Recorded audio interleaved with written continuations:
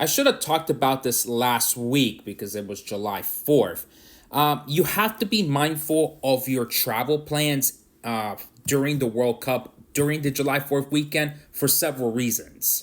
First off, America will be celebrating its 250th birthday next year. And it is expected that more Americans will be traveling to various destinations across the country in order to celebrate this historic achievement. Now, how many Americans are going to be traveling is the key question. For example, for this year, it was expected that 72.2 million Americans were going to travel over the July 4th holiday, but as of July 11th, 2025, we haven't received full confirmation of the tourism numbers that were achieved during the Independence Day holiday. And say the number is below 70 million people for next summer, that's still a lot of Americans traveling domestically just for these activities.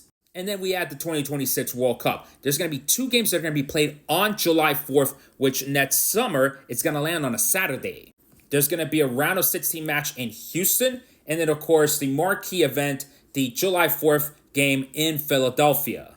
But from a travel perspective, you have to be mindful of when you're traveling throughout the July 4th weekend because it could make the difference between you spending hundreds of dollars on your travel to maybe potentially thousands of dollars in your travels. So for example, say you don't want to go to the July 4th games. That's fine. But these July 3rd games in Dallas, Kansas City, and Miami are still going to be expensive to travel to. Especially since you probably don't know if your team is going to be playing in one of these round of 32 matches until probably, literally 5-6 days before. And of course, we don't know how flexible these airlines are going to be in allowing you to use your travel points and miles to save you a lot of money for these specific flights. And I wouldn't discount the July 2nd match in Los Angeles to also be expensive to travel to. So it's also going to be expensive to travel to, for example, the July 5th match in New York City, and probably the July 6th game in Dallas and Seattle. And the prices won't probably start going down until July 7th, which would be the round of 16 match here in Atlanta.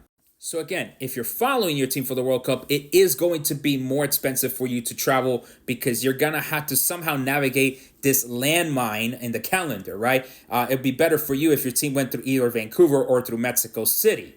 So, if you want to avoid the more expensive travel in the United States, this might be the time for you to go to Vancouver, to Mexico City, maybe even Toronto, and then come back to the United States on July 8th as the United States from the quarterfinals onward would be hosting all of the remaining matches of the 2026 World Cup.